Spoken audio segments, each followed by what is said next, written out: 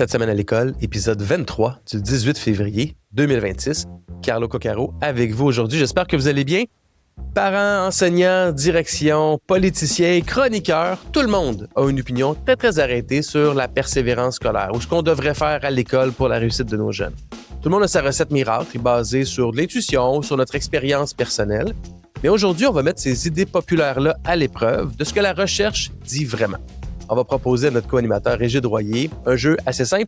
Pour chaque pratique très populaire dans le réseau, il doit répondre « Science, oui, ça marche, c'est appuyé par des données solides » ou « Pensée magique, ça sonne bien, mais ça tient pas la route ».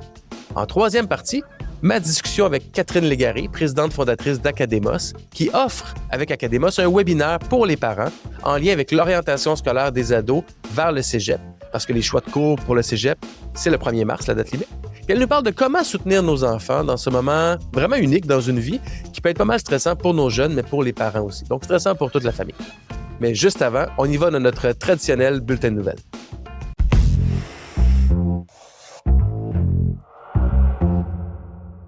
Cette semaine à l'école est une présentation des parcours parents. De l'intimidation aux troubles d'apprentissage, en passant par le temps d'écran, chaque enfant a ses défis. Avec les parcours parents, les experts et expertes les plus reconnus sont en ligne pour mieux vous outiller à la maison. Les détails sur aidersonenfant.com.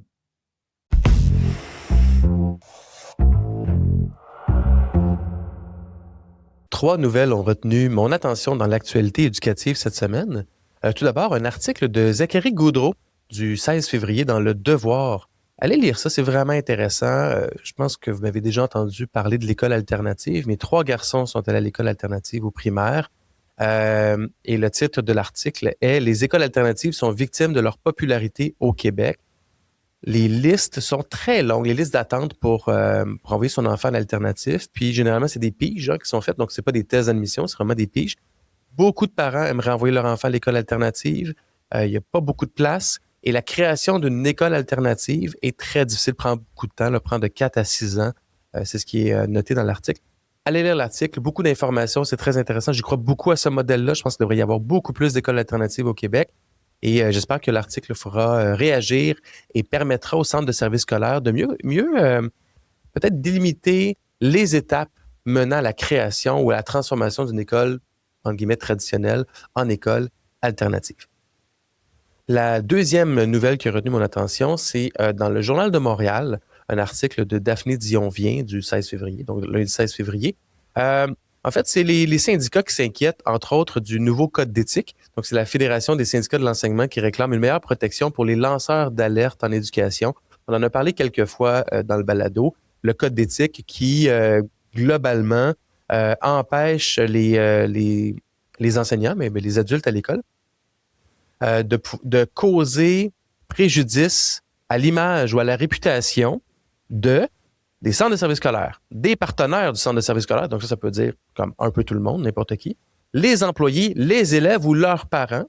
Ce que ça fait, en fait, c'est que ça muselle complètement le personnel scolaire. Je pense qu'on va faire un épisode complet là-dessus, peut-être même un panel, un débat là-dessus. Mais le gouvernement a mis ça en place en justifiant, en disant, ben écoutez, on veut pas qu'un autre Bedford, donc ce qui s'est passé à l'école Bedford se répète, blablabla. Un code d'éthique comme ça permettra pas à ce qui s'est passé à l'école Bedford à Montréal de pas se répéter. Il n'y a pas de lien du tout entre ça. Au contraire, c'est de permettre, de donner le pouvoir et la protection aux acteurs du réseau de dénoncer ce qui se fait dans le réseau qui n'a pas d'allure, ou de dénoncer un autre adulte qui commet des gestes qui n'ont pas d'allure, qui va permettre d'améliorer le système. C'est pas de museler les gens en leur disant « vous ne devez utiliser que les canaux internes ». D'ailleurs, on a vu des cas où des enseignants ou des acteurs ont utilisé les canaux internes et se sont fait rabrouer à cause du code d'éthique en disant « non, tu ne dois pas parler à cause de ton code d'éthique ». Donc, il y a beaucoup de problèmes avec le code d'éthique. J'en ai parlé un petit peu avec Régis Royer qui disait lui aussi, un code d'éthique, ça s'impose par un ordre professionnel. Certainement pas par des syndicats, certainement pas par l'employeur. C'est un ordre professionnel pour protéger le public, protéger les élèves. Là, c'est un code d'éthique qui ne sert qu'à protéger l'employeur ou le gouvernement. Évidemment, ça fait pas de sens. À mon humble avis, bien sûr. La troisième nouvelle est un peu plus négative. C'est important qu'on en parle. Vous savez, il y a une tuerie dans une école en Colombie-Britannique, à Tumbler Ridge. Et Mégane Foy, dans la presse, un article publié dimanche, le 15 février, pose la question, et si ça se passait ici? Ici, c'est une école du Québec qui était visée. Puis dans le fond, ça ébranle le personnel scolaire un peu partout au Canada, avec raison. Des drames comme ça ne devraient jamais survenir, encore moins dans une école. L'angle que je vais amener aujourd'hui ici, c'est évidemment, il faut protéger nos jeunes. Je pense qu'on est tous d'accord avec ça. Mais n'oublions pas qu'il y a aussi un coût humain et social et éducatif à surprotéger ou à rendre de nos écoles encore plus opaques et encore plus protégées pour nos jeunes. Un système éducatif qui fonctionne, une école qui fonctionne, elle est ouverte à sa communauté, elle est ouverte aux parents. Une école fait partie de la communauté. Ça n'agit pas en silo tout seul. Et quand on essaie d'ajouter des mesures de protection pour nos jeunes, évidemment, ça part d'excellentes intentions, mais ça vient avec des coûts d'intégration de l'école dans sa communauté, des coûts d'intégration des parents à l'école aussi. On aime ça, parler contre les parents qui ne s'impliquent pas et qui ne valorisent pas l'éducation, mais on leur permet pas non plus d'aller à l'école puis de bonifier ce qui se passe à l'école ou d'interagir, de soutenir non plus, pour des raisons de sécurité souvent. Donc, je vais simplement mentionner, ne tombons pas dans cette spirale-là de surprotection de nos écoles à cause de drames comme ça qui sont parfois inévitables. Je pense qu'il faut les éviter au maximum, mais le risque zéro n'existe pas. Ayons une mentalité extrêmement intelligente et résiliente par rapport à ça, de façon à ne pas tomber dans l'excès de surprotection.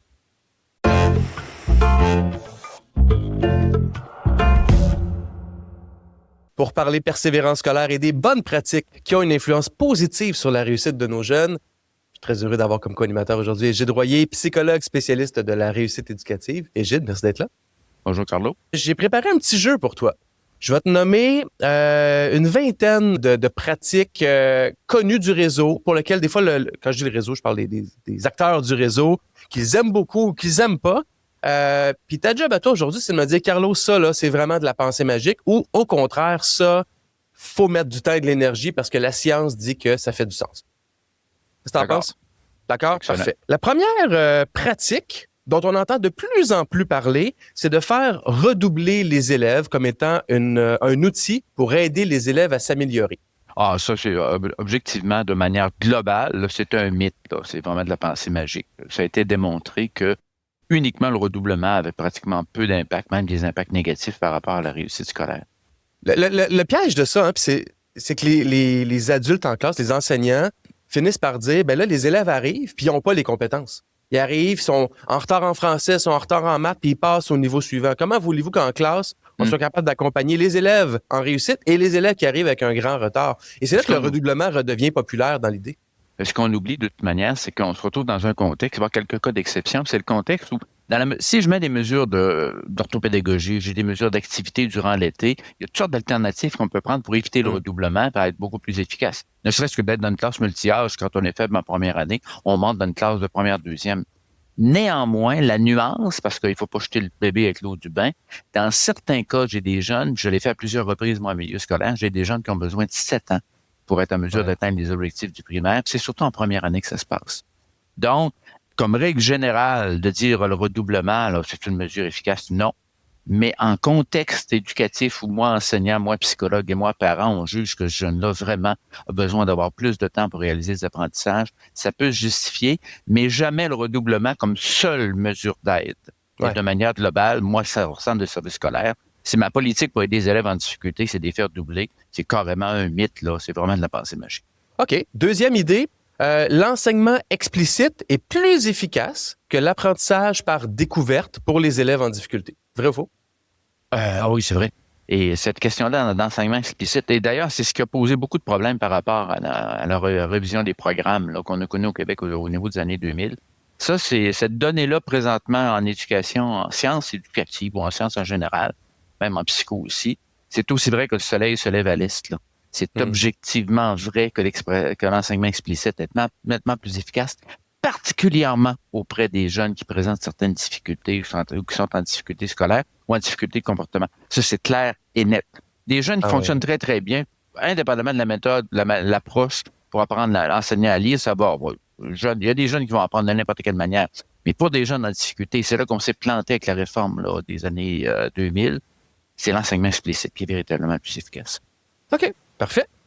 Troisième, adapter son enseignement au style d'apprentissage visuel, auditif, kinesthésique permet d'avoir des meilleurs résultats pour les élèves.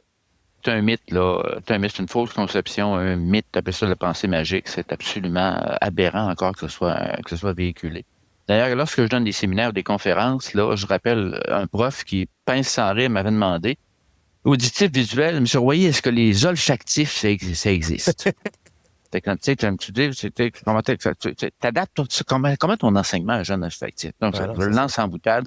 C'est vraiment, et ça, c'est fascinant. J'ai déjà été sur le comité de thèse, de correction d'un doctorat où cette dimension-là apparaissait dans la thèse, comme étant même dans l'expérimentation de la thèse, tenir compte du style d'apprentissage du jeune. Ouais, c'est ça. C'est que des jeunes apprennent de manière différente, ça, c'est une chose. Mais d'y aller par des styles qui font référence, entre autres, là, au sens, là, c'est... Corrige-moi si j'ai tort en disant que la recherche qu'elle dit, c'est il faut pas faire ça. Il faut enseigner de plusieurs façons différentes, mais il faut pas penser que chaque élève a un style seulement. Est-ce que c'est ça la nuance? C'est exactement ça, la nuance. Et de toute manière, l'idée générale, c'est une pédagogie bien faite va faire appel à différentes manières de faire, différentes façons de rejoindre, motiver le jeune.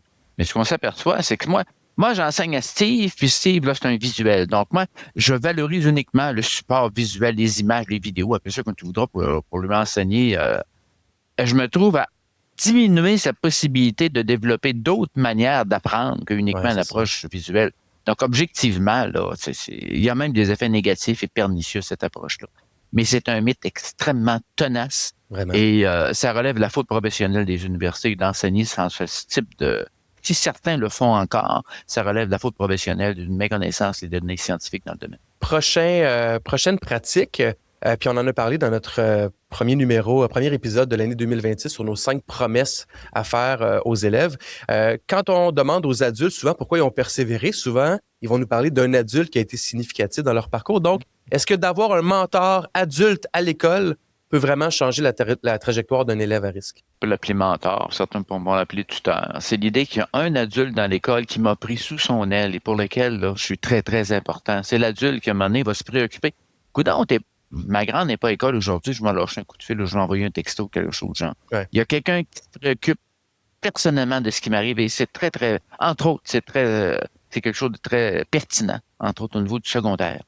Et j'ai vu des secrétaires d'école, j'ai vu des concierges jouer ce rôle-là, j'ai vu toutes sortes d'adultes. Ça me prend un adulte signifiant qui ne juge pas, mais qui se préoccupe de ce qui m'arrive. Moi, je l'aime beaucoup, beaucoup, beaucoup, cette pratique-là, parce qu'elle ne nécessite pas de l'argent. Oui, ça prend du temps, puis oui, ça prend probablement un investissement émotionnel de la part de l'adulte, puis peut-être même pas émotionnel, je sais pas, mais c'est juste une forme de volonté globale d'une équipe d'adultes dans un milieu scolaire de dire qu'est-ce qu'on peut faire pour s'assurer qu'il n'y a pas un jeune qui passe sous le radar puis qu'il y a une connexion avec un adulte significative. C'est extrêmement beau puis ça coûte rien faire ça. Oui, c'est tout. Puis de toute façon, moi, présentement, je complète toujours l'expression ça prend un village à utiliser ça là. Ça prend tout un village pour élever un enfant. Mais dans le village, là, ça prend une personne en particulier qui se préoccupe là, de manière plus particulière de ce qui m'arrive à moi. Oui. Comme je disais l'autre fois que ça prend au moins des hommes dans le village aussi au niveau de la réussite éducative. C'est bon. OK, prochaine pratique. Et celle-là aussi, on l'entend beaucoup et je dirais de plus en plus. Suspendre les élèves de l'école pour améliorer leur comportement. Ça, c'est soulager. C'est soulager les adultes, soulager la classe. Écoute, dans les années 90, moi, c'était un de mes gros secteurs de recherche, programme alternatif à la suspension scolaire. Là, j'étais à l'origine de ça au Québec. Et on se retrouve dans un contexte où comment veux-tu faire œuvre d'éducation avec un jeune qui présente des comportements difficiles si tu sors de la classe comme tel, tu sors de l'école, tu l'expulses. Et dans ce cadre-là, c'est davantage un modèle de probation intensive. Là. L'idée que quand un jeune a commis vraiment des comportements qui étaient graves, l'idée, c'est pas de l'expulser de l'école. Mais l'idée, il va être à l'école, mais c'est une forme de probation où il y a à se rapporter à l'adulte, à un adulte rentrant à l'école. Puis on retrouve la question du mentorat. Entre chaque période de cours, il se rapporte à l'adulte, il va dîner dans le local de l'adulte et graduellement, après 2 ou 3 jours, on réintègre graduellement à l'école. Mais l'idée, c'est d'être en contact avec un éducateur ou une personne signifiante. Mais uniquement cette question-là, suspension d'expulsion. Et je rappelle qu'au niveau des comportements difficiles, on a quand même 3500, 3700 jeunes présentement qui ont en bris de service. Ouais. C'est même pas une suspension de 5 jours et ils reçoivent plus d'enseignement pratiquement à l'école même. Donc ça, on a reculé parce qu'on avait fait des progrès très importants depuis 90 là-dessus. Et là, c'est encore revenu avec le modèle « je punis ». Et l'absurde de l'absurde, on a encore, j'espère que ça n'existe plus, mais on avait des écoles qui, après 3 jours d'absence non motivée, la conséquence était de suspendre l'élève une journée à la maison. Ça, c'est ce qu'on appelle une crampe mentale pédagogique. Là, comprends-tu? Là, c'est l'enfer. Ouais. Ça fait aucun sens, ouais, c'est ça. De dire à l'enfant, faut que tu viennes à l'école, ça fait du Sinon, je sens. te Mais suspends. Ouais. sinon, c'est ça Elle fonctionne était pas. bonne, celle-là, mais j'espère que ça n'existe plus. Ça fait un petit bout de temps que je Non. n'ai pas entendu parler. Parfait. Prochaine pratique. Intervention précoce en lecture dès la maternelle pour prévenir le décrochage scolaire. Aussi vrai que le soleil se lève à l'est de nouveau, l'enseignement de l'apprentissage des sons et du nom des lettres est un facteur prédictif de l'apprentissage de la lecture en première année, particulièrement pour des jeunes qui ont certains retards de développement, certaines difficultés en maternelle. Donc, dans le programme du préscolaire, c'était une bataille de rentrer ça présent dans le nouveau programme du préscolaire. Maternelle 4 ans, maternelle 5 ans, est au programme cette idée-là de l'apprentissage du nom, du son des lettres, un peu comme Sesame Street le fait depuis des années. Là. Malgré tout, il y a une bataille au niveau des universitaires là-dessus en disant non, non, non, non, non, non, c'est de la scolarisation. Et c'est une faute grave à mon point de vue. C'est véritablement un facteur prédictif là, de l'apprentissage de la lecture en première année. Sans oublier, et je le répète encore, que 20% des adultes au Québec sont analphabètes. Analphabètes, là. Et oui, Vrai. c'est ça, sérieux. Ouais. Et que une partie de ces adultes-là ont des enfants. Donc, tout ça pour dire que milieu défavorisé en alphabétisme où je ne parle pas la langue, c'est d'autant plus important d'intervenir de cette manière-là. Puis la recherche qu'elle dit aussi qui vient appuyer tout ça, c'est qu'un élève qui ne sait pas bien lire à la fin de la première année a 90% de risque d'être encore en difficulté en quatrième année.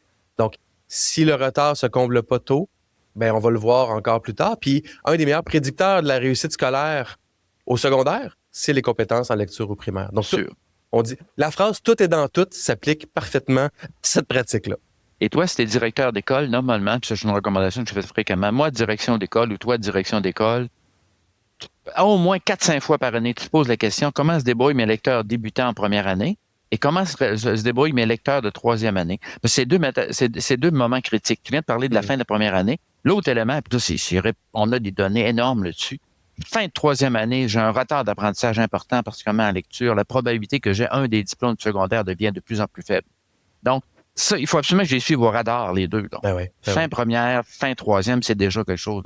Et juste pour revenir dans le passé un petit peu, ça vient contredire parfaitement ce que l'ex-ministre de l'Éducation, Bernard Drinville, disait quand il disait, mettons les élèves, les enseignants les moins expérimentés ou les moins brevetés dans les niveaux plus jeunes, maternelle, première, deuxième année, parce que c'est plus facile. Au contraire, c'est encore plus crucial. On vient de mentionner pourquoi, là. Tu parlais des non qualifiés, là, la recommandation que moi je fais aux directions d'école, protégez vos élèves les plus vulnérables. Donc, dans ce cadre-là, à la limite, j'ai quelqu'un qui a un baccalauréat en mathématiques puis qui devient professeur, enseignant primaire, je suis plus porté à le mettre en 5e, 6e année. Je ne le mettrai pas en première année au niveau de l'apprentissage de la lecture. Parce qu'en première année, là, les enseignants de première année devraient être tellement bons que lorsqu'ils prennent leur retraite, là, devraient être admissibles au temps de la renommée de la pédagogie. C'est important. Non, c'est important parce que donc, tu mets tes heures en première, deuxième année et avec les élèves en difficulté. Par la suite, si tu as des gens moins bien formés, protège les plus vulnérables, c'est ce que je dis. OK. Une affirmation qu'on entend beaucoup quand même, croire qu'une faible estime de soi est la cause de difficultés scolaires. Et coach au hockey, tu as un jeune, une équipe, je sais pas, de 8-9 ans, tu as un jeune défenseur, il ne sait pas comment patiner de reculons. Mm-hmm. Bon. Malgré tout, à toi, il faut que tu le mets à la glace, tu te fais compter un but. Mais là, toute l'équipe est autour de lui en disant, on t'aime bien, on va te supporter, t'es quelqu'un de plein de valeur pour nous, etc. On travaille son estime de soi. C'est absurde. Si moi, j'y donne une clinique sur comment apprendre à patiner de reculons, puis il développe certaines habiletés comme défenseur pour patiner de reculons ou hockey, ça va améliorer son estime de soi davantage que de le travailler à vide en disant, t'es important pour l'équipe, etc. Là. Tu me suis? Donc, cette idée-là de dire je travaille de manière globale l'estime de soi, puis ça va faire qu'un jeune qui a des grosses difficultés en lecture va apprendre à lire, c'est évidemment, c'est plus que de la pensée magique. Là. Il y a une erreur logique là, en termes d'interprétation, mais c'est très à la mode, un programme. Mais j'imagine qu'il doit y avoir un minimum. Parce que ton exemple, il est très parlant. Un élève, mais ça prend un minimum d'estime, de confiance et de bien-être avec soi-même pour être en mode apprentissage. Donc, tu sais, je pense que dans l'exemple du hockey, si tous les coéquipiers se mettent à huer, à insulter le joueur qui a de la misère dans l'équipe, c'est sûr que ça se peut que le stress augmente, puis même si on lui enseigne de façon très explicite, ce soit encore plus difficile. Donc, je pense qu'il y a un lien entre estime et apprentissage, mais ce qu'on dit, c'est qu'il est quand même, somme toute, minime. Focusons sur enseigner plutôt que j'essaie juste de booster l'estime du Puis jeune. mon rôle comme adulte, c'est de développer la confiance qu'un jeune peut avoir dans sa capacité d'apprendre. Donc, c'est bien que tu vas y aller par étapes comme tel, d'une certaine manière, là.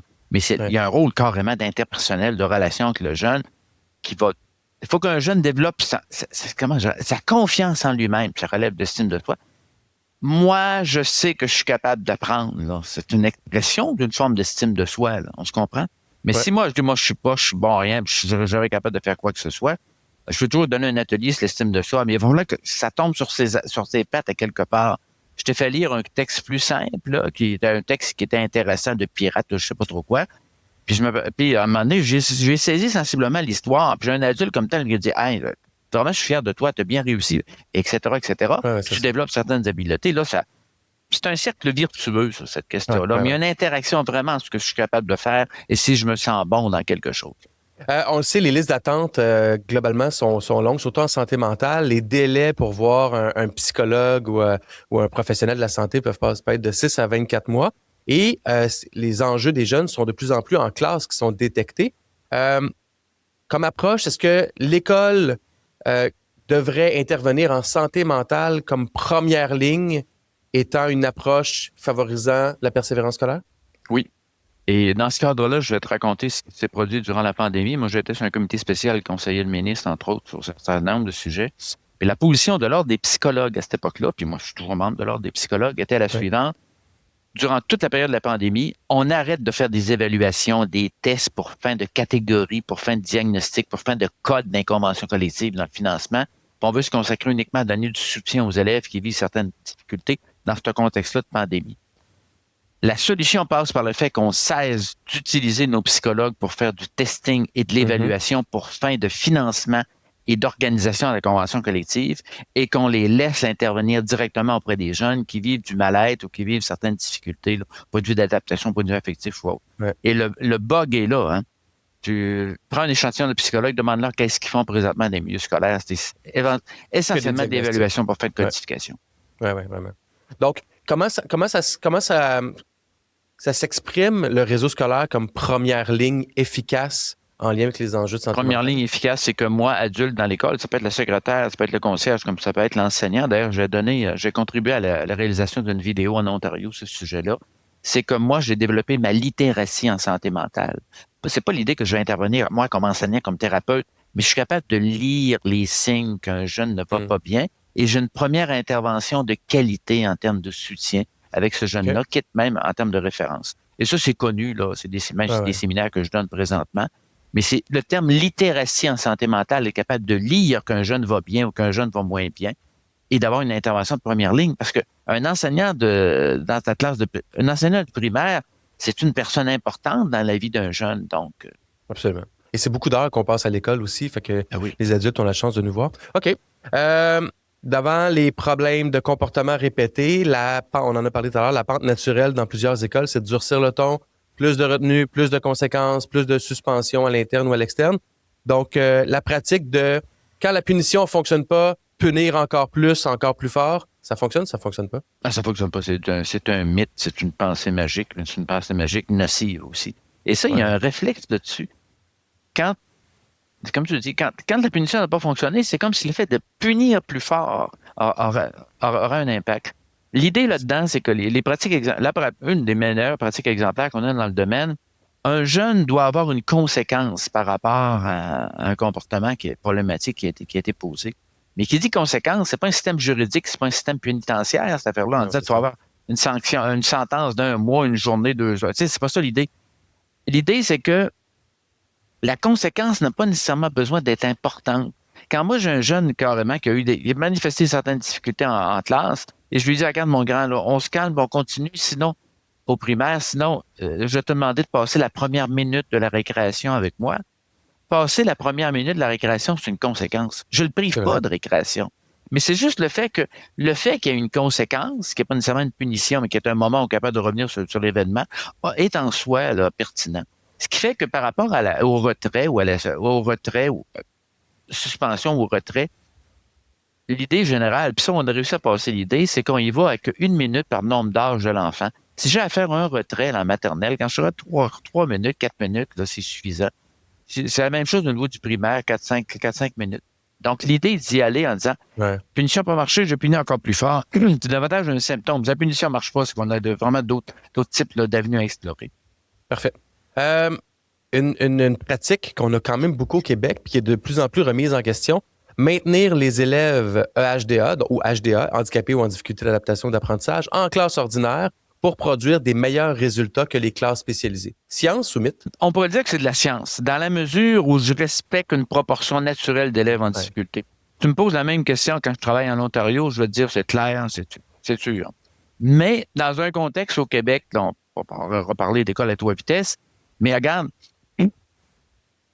je maintiens en classe ordinaire en première secondaire, je maintiens en classe ordinaire des jeunes qui sont en retard ou en difficulté d'apprentissage, mais ça représente 45 ou 50 de la classe. Donc là, on se retrouve dans un contexte où je ne sais pas une proportion naturelle d'élèves en difficulté. Ben non, c'est ça. Et là, on se retrouve dans un contexte où moi, enseignant, je suis obligé de baisser mes attentes. J'ai pas le choix. Puis là, tu vas le faire au détriment de ceux qui pourraient apprendre, qui normalement apprendraient comme un élève de première secondaire apprend. Donc, admettons que j'ai une classe balancée, là. J'enseigne en 6e année, puis j'ai 4-5 jeunes là, sur lesquels j'ai une attention particulière, puis j'ai un plan d'intervention. Pas 25 des jeunes, mais peut-être un 10-15 de mes jeunes. Ça, normalement, il y a une valeur ajoutée importante, dans la mesure où l'enseignant sait quoi faire, et on a un système, on a des services d'orthopédagogie pour appuyer, là, si on passe sur nos apprentissages. Mais si la composition de la classe, écoutez, pas fatigant, j'ai la moitié d'une classe spéciale dans une classe ordinaire, là, on a des problèmes majeurs.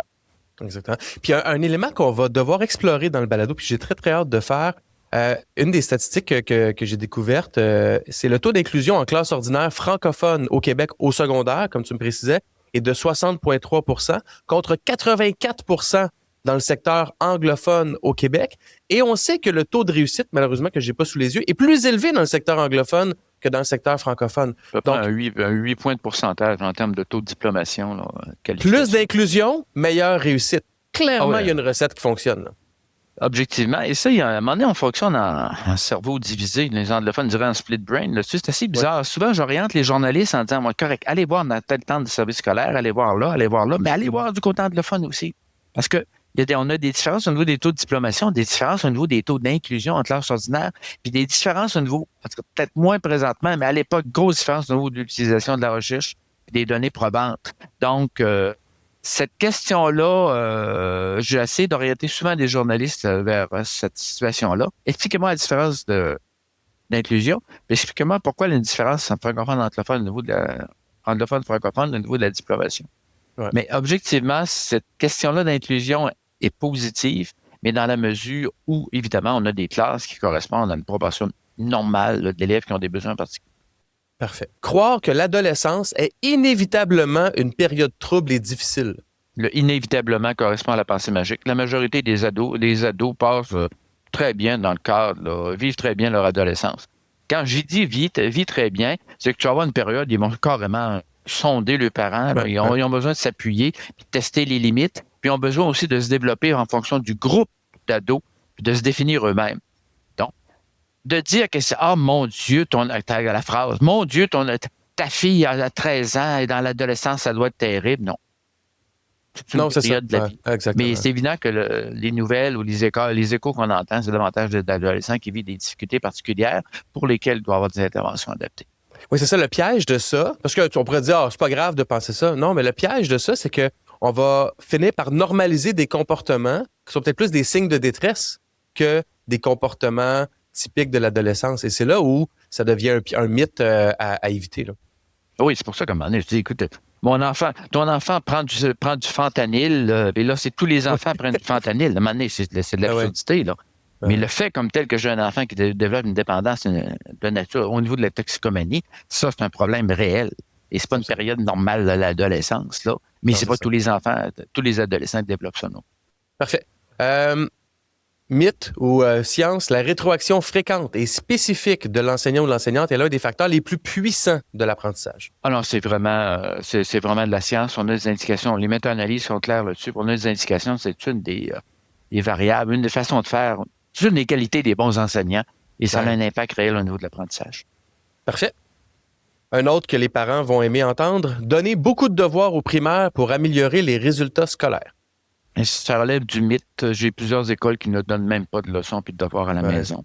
Et même, ça a un effet pervers par rapport à des jeunes qui j'en donnent beaucoup, par rapport à des jeunes qui ont déjà certaines difficultés. Et l'autre élément, c'est un élément discriminatoire. Je vous soulignais tout à l'heure, j'ai 20 des parents qui sont analphabètes. 20 des adultes au Québec sont analphabètes. J'ai plusieurs parents qui ne parlent pas la langue. Si pour réussir à l'école, il doit y avoir des leçons de devoirs faites à la maison, ça devient une forme de discrimination qui va causer des problèmes au niveau de la réussite scolaire. Donc, ça devient pertinent vers la fin du primaire et pertinent sur le fait que j'ai des habiletés pour travailler de manière autonome au secondaire comme élève, là, par rapport au matériel scolaire, aux travaux scolaires qu'on envoie. Mais de dire que c'est absolument indispensable au primaire pour la réussite, non. Celle-là, on ne sera pas surpris de ta réponse. Dans certaines écoles, on commence à remplacer la suspension classique, on en parlait, par des programmes d'alternatives. On garde l'élève à l'école, on travaille les habiletés sociales, la réparation, le soutien académique. Donc, est-ce que les alternatives à la suspension classique améliorent les comportements et les résultats scolaires? Oui, c'est bien fait. Oui, c'est bien fait. Et oui, si ça correspond sensiblement à ce qu'on connaît en sciences. Mais pour que ce soit bien fait, il faut que je pense entre autres à l'utilisation d'un local de retrait, d'un espace. Il faut pas que ça devienne un déversoir. Là. En tant que moi, enseignant, là, surtout que j'ai un jeune qui m'a donné, là, le jeune a sacré vraiment en classe, toi, tu sors, tu t'envoies au local de retrait. La seule façon il faut que ce soit bien géré et la manière qu'on a trouvé, nous autres, entre autres, dans nos programmes d'intervention, c'est que si moi, je sors un élève de la classe, je dois voir l'élève en question dans les 24 heures. Mm-hmm. Et c'est moi, l'enseignant, qui téléphone aux parents pour discuter avec leurs parents de ce qui s'est passé. Ouais. Pas donner ça sous contrat à quelqu'un d'autre. Oui, et puis souvent, ce qu'on voit beaucoup j'imagine c'est pas mal intentionné, puis c'est par surcharge des fois, c'est au primaire, l'enseignant vit quelque chose de difficile avec un élève, ou un élève se désorganise. Les TES sont appelés à renfort, ils arrivent comme une brigade, sortent l'élève, essaient de régler l'élève, ramènent l'élève. Pendant ce temps-là, l'enseignant n'a pas eu cette interaction-là positive, constructive et réparatrice avec l'élève. Donc, ce que je comprends, c'est que c'est pas la bonne approche non plus. C'est à l'enseignant de s'occuper de l'élève pendant peut-être que le TES s'occupe du reste de la classe. Ah oui, en bout de ligne. Mais de toute manière, que l'événement s'est produit, c'est pas le TES qui était dans la classe que s'est produit, c'était moi. Donc, là, regrouper les élèves par niveau, classe forte, classe faible, pour mieux enseigner. Ça, certains parents et certains enseignants aiment ça. Oui, mais ce qui arrive, on se retrouve dans le contexte ou dans des classes fortes. Là. Moi, enseignant, je suis capable de tirer par en haut au niveau de mes exigences. Mais si moi, mon garçon de 12 ans se trouve classé au secondaire à un niveau plus faible ou en classe spécialisée ou en groupe faible au primaire, on se ramasse avec une diminution des attentes. Donc, l'enseignant qui n'a pas le choix, il faut qu'il s'adapte. Donc, normalement, c'est les milieux hétérogènes sont les meilleurs. Et lorsqu'on arrive vers le milieu du secondaire, il y a toutes sortes de choix là, qui arrivent là, au niveau des types de cours, des niveaux des exigences des cours, je pense à mathématiques, entre autres, ou à d'autres, où là, on peut faire des adaptations. Mais autant que faire se peut jusqu'à deuxième secondaire, on devra avoir les groupes les plus hétérogènes possibles, dans la mesure où ça respecte une proportion d'élèves naturelle d'élèves en difficulté. Parfait. Il en reste 2. Utiliser principalement des récompenses, des autocollants, des points, de l'argent scolaire pour motiver les élèves. En classe ordinaire ou au secondaire, ou même en classe ordinaire primaire, j'ai un tableau où il y a des petits chevaux qui avancent ou des petits points qui sont gagnés. Non. J'aime mieux avoir une conséquence positive pour toute la classe. Mettons que j'avais du trouble dans ma cour de récréation, ça se coltaillait puis ça se frappait. J'ai mis un système en classe qui dit que lorsqu'on a passé une belle après 3 récréations où personne s'est coltaillé, ça c'est les surveillants d'élèves qui me le disent, je mets après chacune des récréations où ça a bien été, je mets un petit ruban ou un timbre que je dessine au tableau. Après 3 timbres, la récréation suivante est prolongée de 5 minutes. Okay. Je ne punis jamais un groupe, mais je suis capable de donner une conséquence positive pour l'ensemble du groupe. Ouais. Mais je n'ai pas de petits collants d'affaires de même. Ce qui est intéressant, c'est que la recherche, une méta-analyse de Deci, Kostner et Ryan de 99 confirme que les récompenses extrinsèques, donc comme je prends l'exemple de l'argent scolaire, là, donner de l'argent scolaire, diminue la motivation intrinsèque pour une activité qui intéressait déjà l'élève. C'est pour dire que c'est même nuisible pour un paquet d'élèves. Oui. Regarde, je vais vous donner, je sais pas, vous avez un texte à lire pour trouver qui c'est qui a commis tel type de crime dans telle enquête, quelque chose genre. Là. Et là, l'élève de 4e année, je pense que c'est lui. Ah, tu l'as trouvé déjà? Ah, c'est pas cher de voir. Tu donnes un commentaire positif. T'es mieux de faire ça que de donner une étoile ou d'avancer ce cheval ou je sais pas trop quoi au tableau. Et j'encourage les enseignants qui nous écoutent, qui disent, ouais, OK, mais je fais quoi d'abord? On a fait un épisode avec la chercheure Nancy Goyette sur la motivation chez les élèves et chez le personnel scolaire. Puis il y a 3 facteurs. Hein. C'est la théorie de l'autodétermination. Un sentiment d'autonomie chez l'élève, donc lui donner des choix, sentiment de compétence, il doit se sentir à la hauteur des tâches qu'on lui donne, et des bonnes relations sociales. Donc, ça crée une motivation intrinsèque. Donc, j'encourage les gens à aller écouter ça. Oh oui. Réduire la taille des classes va automatiquement améliorer les résultats. Ça relève d'un mythe. Mais je le comprends, ce mythe-là. Hein? On pourrait penser, passer de 30 à 15, ça va aller mieux. Ça fait l'objet de négociations. Tous les syndicats d'enseignants en Amérique du Nord et partout se disent, moi, j'aurai d'élèves, plus mes élèves vont réussir. Si vous ne changez pas la manière dont vous enseignez, moi, j'enseigne à une classe de 25 et par la suite, je réduis ça à une classe de 22. Mais j'enseigne de la même manière. Puis j'ai conservé Steve, Kevin puis Julie qui ont des problèmes de comportement dans ma classe. J'en ai moins, ça ne changera strictement rien. Ça ne changera pas grand-chose. Donc, c'est vraiment l'approche pédagogique et dans la mesure, je me répète encore, dans la mesure où j'ai une classe qui correspond à une classe, un échantillon normal d'enfants de 4e année. Mais si j'ai la moitié de ma classe qui est en difficulté, c'est pas un échantillon normal d'enfants de 4e année. Donc là, le nombre... Donc, en clair, la seule mesure en disant, nous autres, on a beaucoup amélioré notre réussite scolaire parce qu'on a enlevé 2 élèves à tout le monde dans notre école primaire. Non. La recherche qui a dit, là, qui soutient exactement ce que tu dis, puis je veux que les gens retiennent cette phrase-là. Puis, le préambule, c'est les syndicats, par exemple, qui veulent réduire la taille comme étant une solution. C'est pas suffisant. Les écoles qui ont réduit la taille des classes et changé leurs pratiques pédagogiques ont obtenu des succès considérables. Donc, si vous voulez vous battre pour la réduction de la taille des classes, go! Ben, battez-vous aussi pour l'amélioration des pratiques pour ces mêmes classes-là. Et là, je pense que toute la science va être d'accord avec vous. Et dans ce cadre-là, on n'a pas oublié que moi, travailleur de l'enseignement, que j'ai 22 élèves au lieu de 25, ma tâche est moins lourde. Je peux négocier une tâche moins lourde. Pas trop. À la limite, je peux dire tout le monde aura 18 élèves au primaire au Québec. Je vais avoir une amélioration de ma tâche. Mais qu'on nous vende ça comme étant une amélioration de la réussite des élèves, là, c'est un autre paire de manches. Parfait. On termine avec un qui est le fun, là. La lecture partagée parents-enfants est l'une des interventions les plus efficaces, surtout au primaire. Mythe ou science? Ah, c'est vraiment de la science. Et dans ce cadre-là, écoutez, les pédiatres américains avaient recommandé, je pense que je l'avais déjà souligné, les pédiatres américains avaient recommandé comme prescription, là, lors des premiers vaccins, de recommander aux parents, lisez au moins une page à voix haute à votre bébé chaque jour, le soir. Des fois, le bébé, il y a 2 mois. Et malgré tout, c'était l'idée des intonations, de la relation, du son, etc.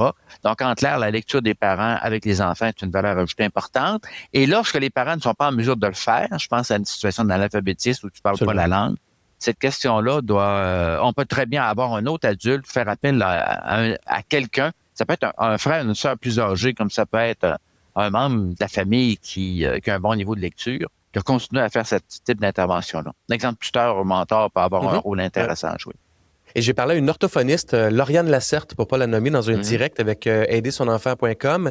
Et elle disait même, comme orthophoniste, par rapport à des élèves qui ont des difficultés, des troubles d'apprentissage, la lecture à voix haute par un parent, avec, par exemple, le doigt qui souligne le mot, même si ce n'est pas l'enfant qui lit le mot, l'encodage dans le cerveau de l'enfant se fait quand même. Ben oui, c'est extraordinaire, l'impact. C'est de voir comment est-ce qu'on peut avoir des interventions simples. Oui, c'est ça. C'est pour ça que je l'aime. T'as pas un appareillage, t'as pas de connexion informatique ou autre. T'as un bouquin, un doigt, un enfant puis un parent aimant. Là. Et là, tu as une valeur ajoutée très importante. Et Gilles, j'aimerais ça qu'on termine, là qu'on a fait le tour des affirmations. Merci beaucoup. On est dans la semaine de la persévérance scolaire. Moi, j'aime pas beaucoup les semaines thématiques. Je trouve que ça sert à rien. Je trouve que c'est souvent une volonté politique ou syndicale ou peu patronale de dire bravo, une tape dans le dos, alors que c'est au quotidien que ça se passe. De la même façon que j'aime pas la Saint-Valentin, j'aime pas les semaines thématiques pour les mêmes raisons. Je trouve que ça se vit au quotidien, pas juste une journée par année. Mais j'aimerais te lire une lettre de Mme Mélanie Marcelet du Devoir. Elle est directrice générale du regroupement des organismes communautaires québécois de lutte au décrochage. Et allez lire ça dans Le Devoir. Ça a été publié lundi, le 16 février. Chaque année, les journées de la persévérance scolaire nous rappellent une vérité essentielle. Tous les jeunes peuvent réussir lorsqu'on leur donne les conditions pour le faire. Le décrochage scolaire n'est pas un choix individuel. Il est le symptôme de failles plus profondes, pauvreté, exclusion, instabilité, manque de soutien ou absence de parcours adapté. S'il révèle les limites de notre système, il montre aussi qu'il n'est pas une fatalité. Parce qu'il est largement déterminé par des conditions sociales, économiques et scolaires, il peut être réduit par des choix collectifs forts. Ça, je te dirais, là, ça résume énormément ma vision de l'éducation. Le Oui, tout système à est fait. capable de favoriser la réussite de pratiquement tout le monde. Oh oui, mais regarde-moi, normalement, comme diraient les boys, là, dans mon livre à moi, là, Oui, comme quand on dirait regarde d'autres Stan. systèmes, quand on regarde d'autres systèmes éducatifs, tu sais, je garderais là, comme semi-spécialisé préparatoire au marché du travail au secondaire pour mon 6, 7, 8% de jeunes qui ont vraiment des difficultés importantes sur le plan cognitif ou sur le plan de la santé mentale. Puisqu'à la déficience intellectuelle, c'est pas un grand nombre de personnes. Non. Mais normalement, je m'attendrais qu'un système éducatif vraiment fonctionnel, puis une communauté qui le supporte comme il faut, ce système éducatif-là, on aurait des taux de diplomation de 92% à peu près. Là. C'est ça. 92% de nos jeunes quitteraient le secondaire avec un des diplômes du Oui, secondaire. c'est ça. Et ça, Ouais. ça existe. Là. On traverse la rivière des Outaouais, c'est ce qu'on voit chez les francophones ontariens. Donc, c'est pas une panacée. Donc, on a encore une marge de manœuvre là, pour améliorer la réussite de Vraiment. ces jeunes-là. Puis l'autre 8%, on leur donne un chemin vers leur réussite. C'est ça qui est important. Puis c'est ce que tu mentionnes aussi. Oui. La réussite de tout le monde, c'est pas nécessairement de se rendre à l'université avec un doctorat puis d'être des champions rédacteurs. C'est avoir chacun un chemin vers la réussite qui nous permet d'avoir la vie qu'on mérite. Moi, je crois beaucoup à ces décisions collectives-là qu'on peut prendre pour y arriver. Et des décisions collectives qui font que moi, je me souviens quand j'ai commencé, je suis en adaptation scolaire depuis quelques décennies, ce jeune trisomique qui vers déjà à l'âge de 15-16 ans a commencé à faire des stages en milieu d'emploi et qui, à l'époque, je me souvenais, il travaillait au bureau de poste, lui, où il travaillait chez McDo. C'était un vrai emploi avec des collègues de travail. Il y avait une intégration. Lui avait développé des habiletés et on avait une limite intellectuelle dedans, mais son expérience de travail, son expérience avec ses collègues, en clair, il était très, très bien intégré. Il gagnait un vrai salaire, il avait son appartement supervisé, etc. Donc, tout le monde a un potentiel à développer, là, c'est évident. Et Gilles Droyer, merci beaucoup. Plaisir.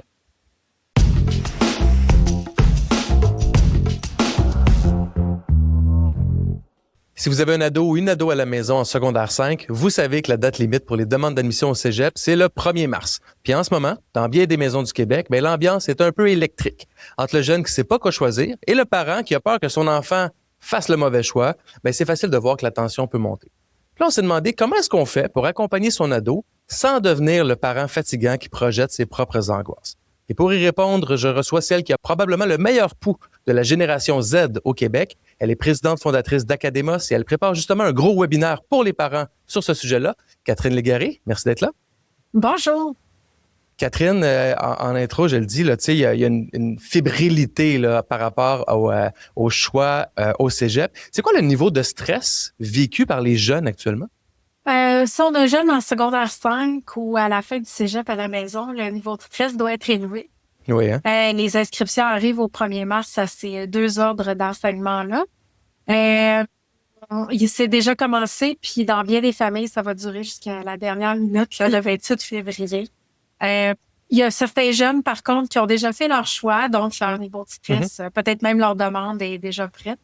C'est variable selon les familles, bien sûr. Ouais. On dirait que nos jeunes ont vraiment beaucoup de choix devant eux. Là. Les possibilités sont très grandes. C'est quoi la plus grande différence que tu vois entre quand toi et moi, on devait faire nos choix de cégep et d'université et les jeunes de la génération Z? Oui. Moi, je suis une génération X. Okay. J'ai démarré à Academos alors que j'avais moi-même l'âge de faire mon choix de carrière finale. Je voyais les questions des jeunes passer là, vers les mentors, puis les interrogations étaient beaucoup autour de est-ce que je vais me trouver un emploi? Est-ce que je suis en train d'étudier dans un programme qui va m'apporter des débouchés? Là, on parlait des fameux débouchés dans le monde du travail à l'époque. Là, les questionnements des jeunes sont différents. Ce qui les questionne beaucoup, c'est le fait qu'il y ait énormément de choix de métiers et professions. Il y a plein de bouleversements aussi dans le marché du travail avec l'intelligence artificielle. Les jeunes voient leurs parents changer d'emploi ou même changer de domaine en cours de carrière. Donc, la perception, c'est une perception d'incertitude, d'instabilité. Donc ça, pour un jeune qui est encore à ses premières armes, ça peut être insécurisant. Oui, vraiment. Puis tu sais, les parents, avec les meilleures intentions du monde, veulent... Puis là, je m'inclus là-dedans. Moi, mon garçon est en secondaire 5. Je pense que c'est sa mère là, qui s'occupe qui s'occupe avec lui de faire l'inscription au cégep et être sûr que ce soit fait avant le 1er mars. Puis il y a une bonne idée de où il s'en va. Mais comme parents, on a comme un paquet d'insécurité. On veut sécuriser un peu le futur de notre enfant. C'est quoi les erreurs à ne pas faire comme parent quand on est dans cette étape-là d'accompagnement? C'est de mettre beaucoup d'accent sur la décision maintenant par rapport au choix de carrière. Ils sont en train de faire un choix de programme d'études au cégep. Oui, Pas c'est ça. nécessairement un choix de carrière. Donc, comme on dit parfois, un éléphant, ça se mange une bouchée à la fois. Donc, d'accompagner notre enfant étape par étape, je pense que c'est important. Et parfois aussi, on est encore les adultes dans je dis un a priori qui est que on choisit une carrière, c'est pour la vie. Alors que la vie est plus trop faite comme ça. Donc, c'est ça, je dirais, si ça a l'air trop ultime, si ça a l'air trop gros, moi, je dis souvent aux parents, votre enfant, il a de la misère à décider ce qu'il va manger pour déjeuner. Alors, comment est-ce qu'on peut les aider à bien se connaître, à explorer autour d'eux, puis éventuellement à avoir un bon processus décisionnel? Je pense que c'est ça notre responsabilité principale. Oui, parce que le chemin ne sera pas toujours en ligne droite. Puis tu le dis, hein, c'est juste le cégep, c'est juste du préuniversitaire ou même du technique, mais il y a des bonnes chances que les jeunes d'aujourd'hui aient besoin d'étudier pas mal toute leur vie. En tout cas, qu'ils soient en apprentissage un peu toute leur vie pour faire face aux changements puis aux grandes variations du monde du travail. Donc, ce que je comprends, c'est faire attention. C'est pas, oui, la décision est importante, mais pas si importante que ça, ou certainement pas une décision qu'on peut pas changer plus tard. Exactement. Surtout dans le monde scolaire d'aujourd'hui. C'est une autre différence de quand on était jeune. Il y avait peu de passerelles à l'époque entre les programmes d'études. On pouvait pas faire des allers-retours. Tout ça, ça a changé aussi. Il est possible de faire des allers-retours. Il est possible de changer de voie en cours de route. Donc, nos jeunes ont plus de flexibilité aussi dans leur trajectoire. Est-ce que les parents, de ce que tu vois, là, est-ce que les parents ont encore des fois le vieux réflexe de cibler des professions sûres? Tu sais, des professions qu'on connaît comme adultes parce qu'on dit, OK, être médecin, être avocat, être ingénieur ou enseignant, par exemple, ça, c'est sûr, tu sais c'est qui ton employeur, tu connais à peu près le salaire, il y a un fonds de pension ou en tout cas, on connaît bien ces métiers. Est-ce que les parents ont encore ces réflexes-là de vouloir guider leurs enfants dans ces directions qui sont peut-être plus claires? C'est variable. Je dirais que c'est pas juste les parents, c'est les jeunes aussi. Ah oui? Surprenamment, là, le top 5 des métiers pour lesquels on a des demandes de mentorat chez Académa, c'est avocat, psychologue, médecin, architecte et policier. Wow! Rien en lien avec la tech, l'IA, les changements climatiques. Tu sais. Donc, même les gens, ils font des choix à partir de ce qu'ils voient.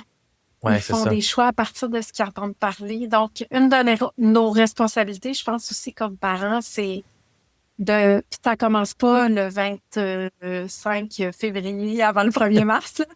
C'est même quand ils sont plus jeunes, de pointer des métiers, de questionner nos enfants, parce qu'il y en a partout des métiers dans la société. Donc, d'éveiller aussi nos enfants à qui travaille à tel endroit. As-tu vu telle personne? Oh, ça s'appelle comment son travail? Parce que le top 20, il est le même ou à peu près qu'en 2000. Alors, les jeunes et leurs parents ont des choix assez traditionnels. C'est tellement raison. Moi, il y a une expression, ou en tout cas un exemple que je donne tout le temps, c'est qu'il n'y a pas beaucoup de jeunes qui veulent devenir actuaires parce que personne ne sait c'est quoi un actuaire. Exact. Donc, c'est pas à 16 ans qu'on va choisir ça. Donc, je pense que on en revient à un choix au cégep ou à l'université. On va choisir des domaines plus que des métiers. Tu sais, on veut continuer notre exploration du savoir puis de certaines compétences pour après ça prendre des décisions plus éclairées. Fait que, quand on le voit comme ça, il me semble qu'on enlève une dose de pression là, sur cette décision-là. À tout le monde, aux parents, aux ados. Aux jeunes, ben oui. Oui, tout à fait. Là, vous préparez un webinaire qui aura lieu le 18, c'est ça? Le 19. Le 19 à février. Midi. Donc, là, l'entrevue qu'on a filmée d'avance va être diffusée dans l'épisode du 18 février. Donc, c'est demain le webinaire, si vous écoutez l'épisode le jour de son lancement. Les gens peuvent s'inscrire, c'est disponible en rediffusion aussi. À quoi sert le webinaire? C'est quoi l'intention derrière ce webinaire-là pour les parents? Il sert à poursuivre la discussion qu'on a en ce moment ensemble. Ah bon! Génial. C'est-à-dire que on revient sur justement c'est quoi le portrait des jeunes, comment ils se positionnent par rapport à leur choix de carrière, de quoi ils sont inquiets, qu'est-ce qui est important pour eux autres pour faire un choix. Et une grosse partie du webinaire, c'est comment, comme parent, est-ce que je peux accompagner mon enfant? Alors, on a des trucs pratiques pour vous, des outils pour dédramatiser puis que vous vous sentiez plus confiant dans cet accompagnement-là.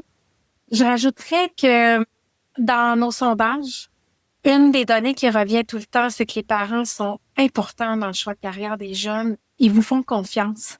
Pas nécessairement pour prendre la décision, mais pour avoir des discussions, pour avoir de l'accompagnement, pour avoir un autre point de vue. Les parents sont la source la plus importante d'informations et de discussions pour les enfants. Fait qu'il faut pas s'exclure non plus de ce processus-là. Je pense qu'il faut être dedans, mais sans mettre trop de pression à nos jeunes. Oui, puis des fois, contrairement à ce qu'ils nous disent, la moitié du temps, nos jeunes ne veulent pas nous entendre, nous trouvent ringards, trouvent que ce qu'on dit n'a pas rapport, on n'a jamais raison. Puis quand on parle de ce qu'on vit pour vrai, moi, je parle beaucoup de mon métier à tous les jours. Ma femme Isabelle, qui est enseignante, fait la même chose. Mm-hmm. Et ça les intéresse énormément. Des fois, ils trouvent qu'on parle trop, ça c'est une autre affaire, mais quand même, ça les intéresse beaucoup de savoir c'est quoi la vraie vie, c'est quoi le vrai monde dans lequel on vit puis où on travaille. Puis tu as raison. Puis après ça, ils vont nous remâcher des choses qu'on dit nous-mêmes. Tu sais, parce qu'ils nous écoutent beaucoup, puis ça paraît pas tout le temps, puis ils peuvent être en opposition, mais c'est vrai qu'ils vont gober beaucoup, beaucoup, beaucoup ce qu'ils entendent à la maison. Ah, tellement. Puis ils nous regardent faire aussi. Tu sais, avec le télétravail, là, que plusieurs font encore, ils nous regardent interagir. Moi, mon fils me demande, parfois, après qu'il m'a entendu dans une réunion, « Ah, maman, pourquoi t'as décidé ça? Pourquoi t'as dit telle affaire à telle personne? » Là, je peux lui expliquer derrière, tu sais, j'ai fait mes recherches avant, puis il y avait des statistiques qui montraient telle chose, alors c'est ce que j'ai recommandé. Ou une autre fois, bon, j'aurais une autre raison, mais de faire le lien avec l'école, de nous voir travailler, de nous entendre raconter nos journées. T'as raison, ça les inspire pas mal plus qu'on pense. Avant de te laisser aller, Catherine, c'est quoi le conseil que tu as donné aux parents qui sont au souper ce soir, puis là, qui voient la date arriver du 1er mars, qui ont un enfant qui leur dit peut-être je sais pas quoi faire, ça me tente pas, j'ai pas le goût d'aller au cégep. Puis des fois, c'est dit par... C'est peut-être qu'ils n'ont pas le goût d'y aller, qu'un genre de... Je fais semblant que je m'en fous, mais dans le fond, c'est un peu une forme de stress puis de juste de pas savoir ce qu'ils veulent faire. Qu'est-ce qu'on peut faire comme parents au souper ce soir pour agir comme il faut, pour aller dans la bonne direction? Aïe, c'est toute une question. Oui.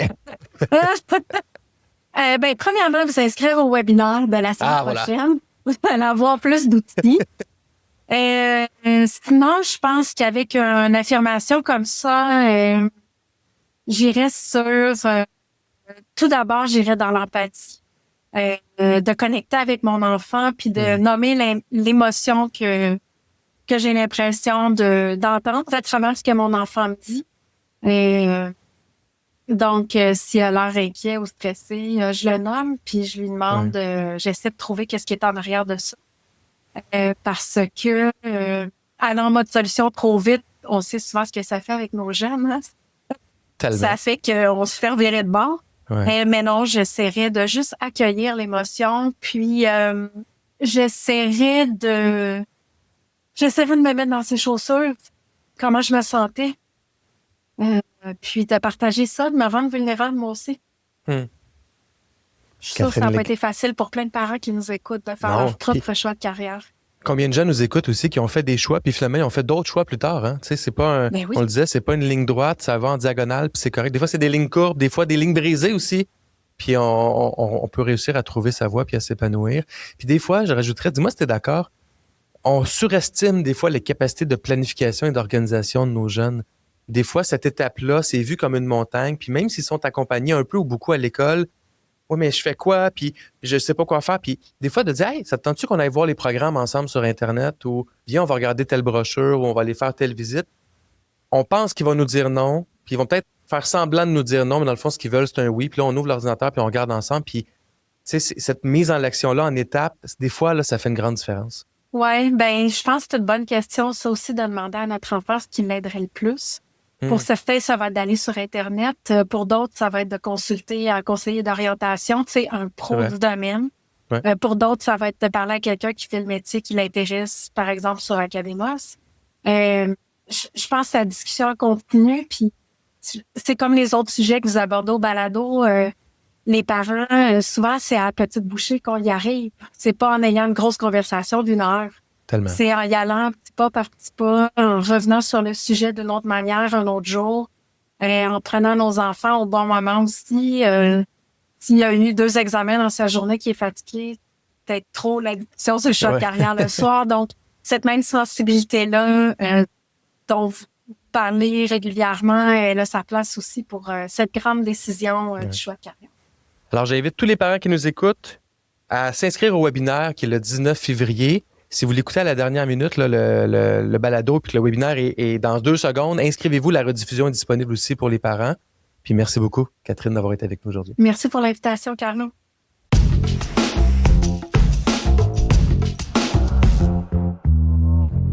Ce qui guide encore beaucoup nos décisions en éducation, c'est pas toujours les données les plus solides, mais c'est souvent les habitudes, les réflexes, les intuitions. Puis à chaque fois qu'une école s'accroche à une pratique inefficace, ça a des réelles conséquences dans la vie de nos jeunes. Mais la bonne nouvelle, c'est que les solutions efficaces existent. On les a nommées dans l'épisode. Mentorat, enseignement explicite, intervention précoce en lecture, inclusion bien soutenue, lecture partagée avec les parents. On n'a pas besoin d'attendre une réforme miracle pour les mettre en place.